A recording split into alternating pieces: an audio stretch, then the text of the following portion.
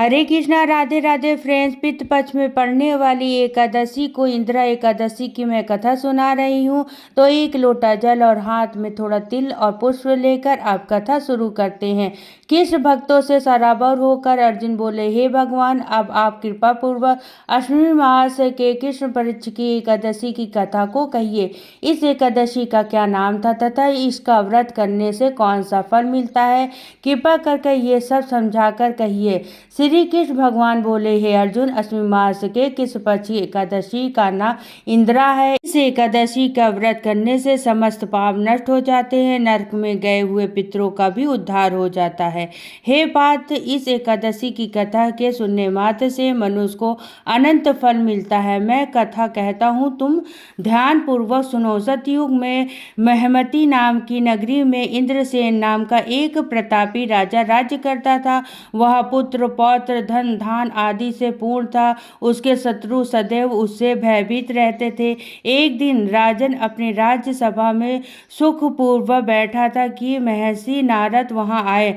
नारद जी को देखकर राजा आसन से उठा, प्रणाम करके उन्हें सम्मान सहित आसन दिया। तब महर्षि नारद ने कहा, हे राजन, आपके राज्य में सब कुशल तो है? मैं आपको धर्मपरायणता देखकर अत्यंत प्रसन्न हुआ। राजन बोले, हे महर्षि, आपकी कृपा से मेरे राज्य में सब कुशल पूर्वक है तथा आपकी कृपा से मेरी समस्त यज्ञ कर्म आदि सफल हो गए हैं। हे देव, आप कृपा करके ये बताइए कि आपका यहाँ आगमन किस प्रयोजन से हुआ है, मैं आपकी क्या सेवा करूँ। नारद जी बोले, हे राजन, मुझे एक महान आश्चर्य हो रहा है कि एक समय जब मैं ब्रह्मलोक से यमलोक गया था, तब मैंने यमराज की सभा में तुम्हारे पिता को बैठे देखा। तुम्हारे पिता महान ज्ञानी दानी तरह धर्मात्मा थे, मगर एकादशी का व्रत बिगड़ जाने के कारण वह यमलोक को गए हैं। तुम्हारे पिता ने तुम्हारे लिए एक संदेश भेजा है।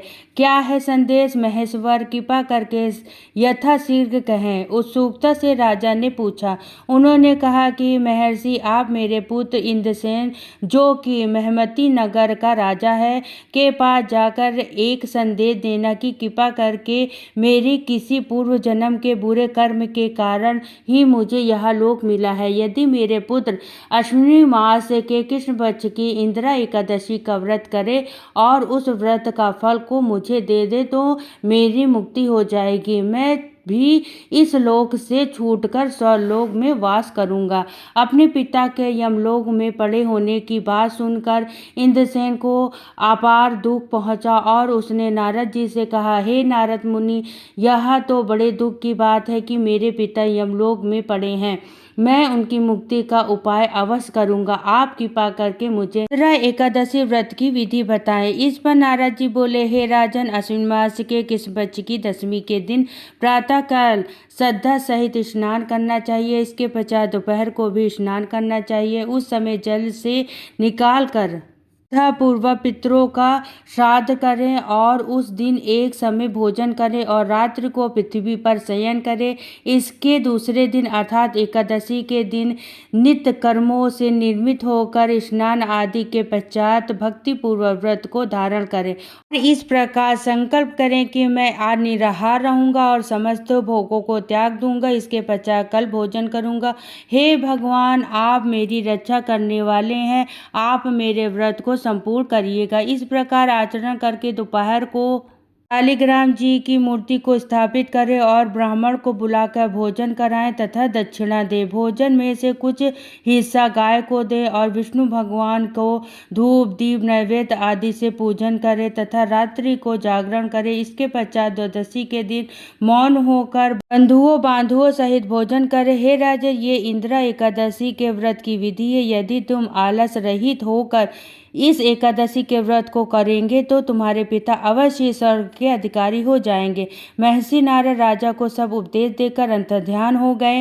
राजन ने इंदिरा एकादशी के आने पर उसका विधि पूर्वक व्रत किया। बंधु बांधु सहित इस व्रत के करने से आकाश से पुष्पों की वर्षा हुई और राजन के पिता यमलोक से रथ पर चढ़कर स्वर्ग को गए। राजा इंद्रसेन भी इस एकादशी के प्रभाव से इस लोक में सुख भोग कर अंत में स्वर्गलोक को गए।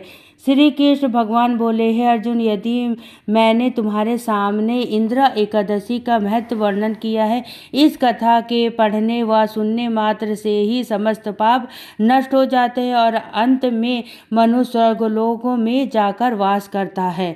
यही था इंदिरा एकादशी की कथा। कथा सार क्या कहता है? मनुष्य को चाहिए कि वो जो भी संकल्प करे उसे तन मन धन से पूरा करे। किसी भी कार्य का संकल्प करके तोड़ना उचित नहीं होता है। तो ये कथा यहाँ पे समाप्त हुई। जो भी भक्त पढ़ते सुनते हुक्कारी भरते और जिसकी मनोकामना जो भी हो तो भगवान विष्णु सालिग्राम भगवान पूरी करे। फिर प्रेम पूर्वक हम आरती करेंगे भगवान से और ज़्यादा से ज़्यादा नाम जप करिए। बस जय श्री कृष्णा, राधे राधे, हर हर महादेव।